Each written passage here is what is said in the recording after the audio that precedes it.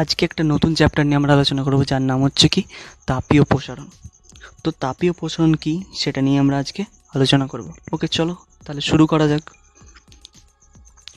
দেখো, আমরা সাধারণত যে কোনো বস্তু যদি আমরা উষ্ণতা বৃদ্ধি করি, তো প্রত্যেকেরই মোটামুটিভাবে তাদের প্রসারণ ঘটে। তো আজকে আমরা দেখব কি পদার্থের তিনটি অবস্থার দিকে। পদার্থের তিনটি অবস্থা মনে আছে কি কি? পদার্থের তিনটি অবস্থা কি কি ছিল? এক হচ্ছে কঠিন, আর একটা কি তরল, আর একটা কি গ্যাসীয়, তাই তো? এই তিনটে অবস্থার কথা আমরা আগেতে পড়েছি। তো এই তিনটি পদার্থকে যদি আমরা তাপ প্রয়োগ করি, তাহলে কি এদের প্রত্যেকেরই প্রসারণ ঘটবে, কিন্তু প্রত্যেকের প্রসারণ কিন্তু সমান ঘটবে না। যদি সম পরিমাণ কঠিন পদার্থকেও সমান পরিমাণ তাপ দিলাম, তারপর তরলটাকেও সম পরিমাণ তাপ দিলাম, এবং গ্যাসীয় পদার্থকেও সম পরিমাণ তাপ দিলাম, কিন্তু এদের প্রত্যেকের ক্ষেত্রে কিন্তু প্রসারণটা ভিন্ন ভিন্ন ধরনের ঘটবে। তো সবথেকে বেশি প্রসারিত হয় গ্যাসীয় পদার্থ, তারপর তরল, তারপরে কঠিনের প্রসারণ খুব কিন্তু কম। ঠিক আছে, তো আজকে আমরা সাধারণত আলোচনা করব এই কঠিন পদার্থের প্রসারণগুলোকে নিয়ে। ঠিক আছে, দেখো, কঠিন পদার্থ তিন ধরনের প্রসারণ দেখা যায়। কঠিন পদার্থের তিন ধরনের প্রসারণ দেখা যায়। একটা হচ্ছে দৈর্ঘ্য প্রসারণ, আর একটি হচ্ছে ক্ষেত্র প্রসারণ, আর একটি হচ্ছে কি আয়তন প্রসারণ। আর তরল বা গ্যাসীয় পদার্থের ক্ষেত্রে শুধুমাত্র আয়তন প্রসারণই দেখা যায়। কারণ হচ্ছে যে কঠিন পদার্থের নির্দিষ্ট আকার এবং আয়তন দুই আছে।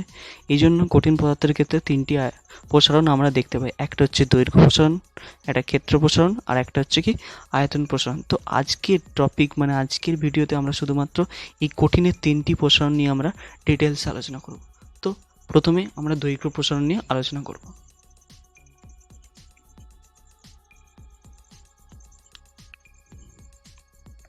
দৈর্ঘ্য প্রসারণ,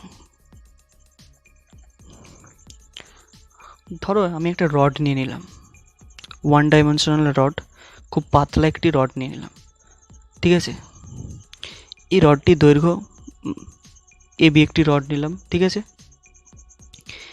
এই এবি রডটার হচ্ছে কি দৈর্ঘ্য ধরে নাও এল।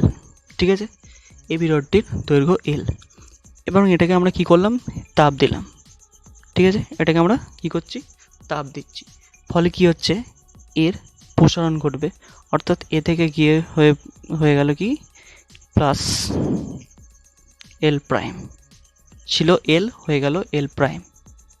তাহলে তাপ দেওয়ার ফলে যে প্রসারণটা ঘটলো এল এর সঙ্গে কি এল প্রাইম, মানে যে প্রসারণটা হলো তাহলে কি এল প্লাস এল প্রাইম। ওকে, তো এটি নির্দিষ্ট দিকে প্রসারণ ঘটছে। তো এইটাই হচ্ছে যে কি একটি নির্দিষ্ট দিকে তাপের প্রভাবে যে প্রসারণ ঘটে, এটাই কি বলা হচ্ছে দৈর্ঘ্য প্রসারণ। ঠিক আছে, তো যদি ধরি একটি দণ্ডের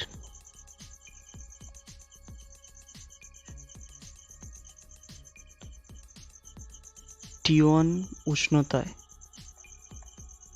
ঠিক আছে, T1 উষ্ণতায় যদি দৈর্ঘ্য যদি L1 হয়, ঠিক আছে, আর T2 উষ্ণতায়, ঠিক আছে, দৈর্ঘ্য যদি L2 হয়, তো এখান থেকে আমরা একটা জিনিস লিখতে পারি কি, যে এর উষ্ণতা বৃদ্ধি সমান আমরা লিখতে পারি কি T2 মাইনাস T1। তো এটা কি করে লিখছি, দেখো, এটা আমরা কি করে লিখছি, যদি ধরো কোনো বস্তুর একটি প্রাথমিক উষ্ণতা যদি বলে দেওয়া হয় 5 ডিগ্রি সেন্টিগ্রেড, আর অন্তিম উষ্ণতা যদি বলা হয় 7 ডিগ্রি সেন্টিগ্রেড। ঠিক আছে, তাহলে এর উষ্ণতা বৃদ্ধি মানে কত পরিমাণ উষ্ণতা বেড়েছে সেটা জানার জন্য আমরা কি করি, তো 7 থেকে 5 বাদ দিই, মানে অন্তিম থেকে প্রাথমিকটা বাদ দিলে আমরা কি 2 ডিগ্রি সেন্টিগ্রেড পেয়ে যাই। তো এই সেম প্রসেসও আমরা এখানে অ্যাপ্লাই করেছি। তো উষ্ণতা বৃদ্ধি অন্তিম থেকে প্রাথমিকটা বাদ দিয়ে দিয়েছি। তো একইভাবে আমরা লিখতে পারি দৈর্ঘ্য বৃদ্ধি সমান আমরা লিখতে পারি কি L2 মাইনাস L1। ওকে, L2 মাইনাস L1। তো একটা জিনিস এখানে লক্ষ্য করে দেখো, ধরো আমি যখন উষ্ণতা বৃদ্ধি করছি, উষ্ণতা বৃদ্ধি করলে কী হবে, দৈর্ঘ্যটাও বৃদ্ধি পাবে। মানে কোনো দণ্ডটাকে যখন আমরা কী করছি, উষ্ণতাকে বৃদ্ধি করছি, তার কী হচ্ছে, দৈর্ঘ্য বৃদ্ধি পাচ্ছে। তাহলে কি উষ্ণতা বৃদ্ধির সঙ্গে দণ্ডের দৈর্ঘ্যটা বৃদ্ধি পাচ্ছে। তাহলে দৈর্ঘ্য বৃদ্ধির সঙ্গে উষ্ণতা বৃদ্ধি কি সম্পর্ক, পরস্পর সমানুপাতিক একটা সম্পর্ক আমরা দেখতে পারি। তাহলে আমরা লিখতে পারি কি L2 মাইনাস L1 সমানুপাতিক T2 মাইনাস T1। ঠিক আছে, যখন এখানে স্থির থাকছে প্রাথমিক দৈর্ঘ্যটা কিন্তু স্থির থাকছে যখন, ঠিক আছে ওকে। কিন্তু এবার যদি আমরা উষ্ণতাকে যদি স্থির রাখি, তাহলে আমরা কি লিখতে পারবো, উষ্ণতা স্থির লাগলে আমরা লিখতে পারবো কি L2 মাইনাস L1 সমানুপাতিক কি L1। ঠিক আছে, এবার এই দুটো সূত্রকে যদি আমরা মার্চ করে দিই, এই দুটো সমীকরণকে, এখান থেকে একটা সমীকরণ পেলাম, এখান থেকে একটা সমীকরণ পেলাম, এই দুটো সমীকরণকে যদি মার্চ করি, মানে অর্থাৎ তোমরা যদি ভেদের অঙ্ক করে থাকো তাহলে এটা আরও ভালোভাবে বুঝতে পারবে। আশা করছি তোমরা ভেদের অঙ্ক শিখেছো। তো চলো দেখা যাক, এটা মার্চ করা যাক। তো এটাকে যদি আমরা মার্চ করি তাহলে লিখতে পারবো কি এখান থেকে L2 মাইনাস L1 সমানুপাতিক L1 T2 মাইনাস T1। ঠিক আছে, এটা আমরা লিখতে পারবো এখান থেকে। তো এই সমানুপাতিক তোলার জন্য আমাদেরকে একটা কনস্ট্যান্ট নিয়ে আসতে হবে। তো আমরা কনস্ট্যান্টটা নিয়ে আসবো L2 মাইনাস L1। ওকে, সমানুপাতিক তুলে দিচ্ছি, তার জন্য একটা সমান দিচ্ছি, অর্থাৎ কনস্ট্যান্ট নিয়ে আসছি আলফা, কনস্ট্যান্টের নাম আলফা। এটা কিন্তু সমানুপাতিক চিহ্ন না, এটা হচ্ছে আলফা। তো L1 T2 মাইনাস T1। তো এটা আমরা অনায়াসে লিখতে পারি। তো এখান থেকে যদি আলফাটাকে বার করে নিই, তাহলে আলফা সমান আমরা কি লিখতে পারবো, আলফা সমান লিখতে পারবো কি L2 minus L1 by L1 into T2 minus T1। এটা আমরা অনায়াসে লিখতে পারি। তো এই আলফাটাকে কি বলা হয়, এই আলফাটাকে বলা হচ্ছে দৈর্ঘ্য প্রসারণ গুণাঙ্ক। দৈর্ঘ্য প্রসারণ গুণাঙ্ক। তাহলে দৈর্ঘ্য প্রসারণ গুণাঙ্ক আমরা এই ইকুয়েশনটা থেকে আমরা সংজ্ঞাটা কিভাবে লিখবো, দেখো এই ইকুয়েশন থেকে কিন্তু আমরা দৈর্ঘ্য প্রসারণ গুণাঙ্কের সংজ্ঞাটা লিখবো, যে লিখবো প্রতি, যেটা নিচে থাকে সেটা প্রতি, ঠিক আছে, একক, প্রতি একক উষ্ণতা, প্রতি একক উষ্ণতা বৃদ্ধিতে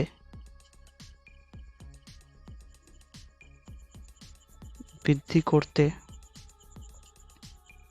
প্রতি একক উষ্ণতা বৃদ্ধি করতে, ঠিক আছে, প্রতি একক উষ্ণতা বৃদ্ধি করতে, প্রতি একক দৈর্ঘ্যে, প্রতি একক দৈর্ঘ্যে যে পরিমাণ দৈর্ঘ্য প্রসারণ ঘটবে, দৈর্ঘ্য প্রসারণ ঘটবে, ঠিক আছে,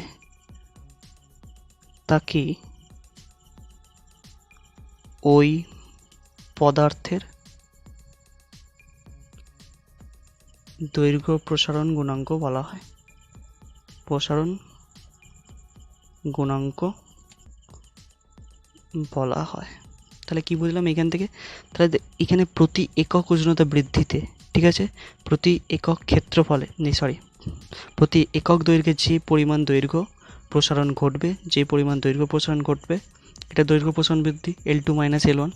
তো তাকেই আমরা কি বলবো, ওই পদার্থের দৈর্ঘ্য প্রসারণ গুণাঙ্ক। ওকে, তো আমরা দৈর্ঘ্য প্রসারণ গুণাঙ্কের এবার একক জানবো। তো আমরা প্রথমে লিখব দৈর্ঘ্য প্রসারণ গুণাঙ্ক,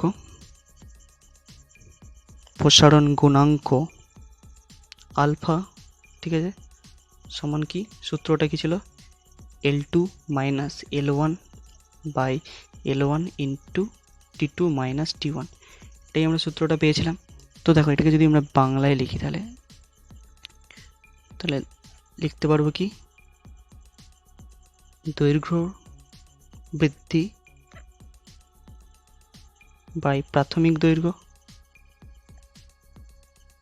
প্রাথমিক দৈর্ঘ্য, ঠিক আছে, দৈর্ঘ্য বৃদ্ধি বাই প্রাথমিক দৈর্ঘ্য ইন্টু এটা কি, উষ্ণতা বৃদ্ধি, উষ্ণতা বৃদ্ধি। তাহলে আমরা যদি এর একক লিখি, যদি আলফার একক মানে হচ্ছে দৈর্ঘ্য প্রসারণ গুণাঙ্কের একক তাহলে লিখি, তাহলে উপর কি, এটা দৈর্ঘ্য, তাহলে দৈর্ঘ্যের একক বাই দৈর্ঘ্যের একক বাই দৈর্ঘ্যের একক। ওকে, মানে এখানেও প্রাথমিক দৈর্ঘ্য, এটাও দৈর্ঘ্যের একক, এটাও দৈর্ঘ্যের একক, দৈর্ঘ্য বৃদ্ধি মানে ইন্টু উষ্ণতা বৃদ্ধি মানে উষ্ণতার একক, তাই তো, উষ্ণতার একক। ওকে, তাহলে দৈর্ঘ্যের একক কেটে গেল, তাহলে আমরা এখানে কি পাচ্ছি, 1 বাই উষ্ণতার একক, উষ্ণতার একক। ওকে, তাহলে আমরা এটাকে লিখতে পারি কি, উষ্ণতার একক কি আমরা জানি ডিগ্রি সেন্টিগ্রেড। ওকে, তাহলে আমরা লিখতে পারি কি পার ডিগ্রি সেন্টিগ্রেড।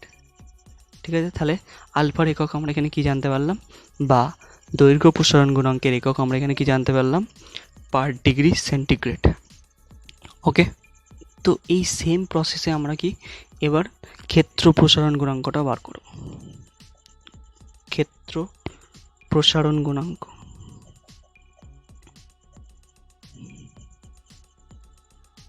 গুণাঙ্কটা বের করে ফেলব।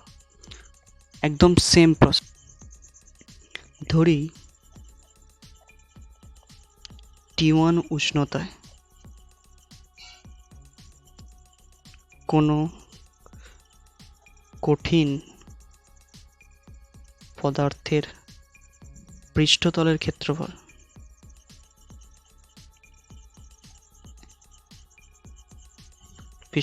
ক্ষেত্রফল যদি আমরা ধরে নিই, সাপোজ পৃষ্ঠতলের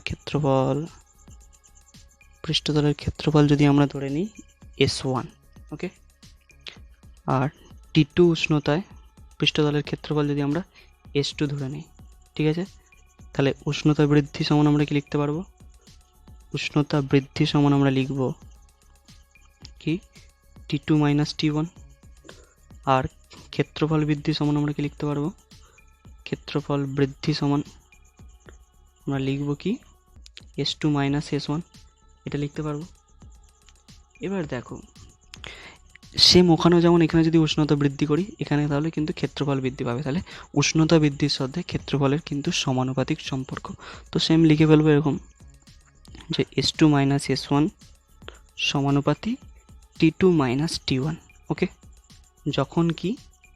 যখন S1 স্থির থাকে মানে প্রাথমিক ক্ষেত্রফল স্থির থাকে। ওকে, তো এখান থেকে S2 মাইনাস S1 যখন মানে উষ্ণতা স্থির থাকে আমরা লিখতে পারি সমানুপাতিক S1। তো এই দুটো সূত্রকে যদি মার্জ করি তাহলে আমরা কি পাবো, এখান থেকে S2 মাইনাস S1 সমানুপাতিক S1 T2 মাইনাস T1। ওকে, এটা পাবো। তো এখানে যদি সমানুপাতিকটা তোলার জন্য আমাদেরকে একটা কনস্ট্যান্ট নিয়ে আসতে হবে, S2 মাইনাস S1, সেই কনস্ট্যান্টটা তো নাম হচ্ছে বিটা। ঠিক আছে, beta S1 into T2 minus T1।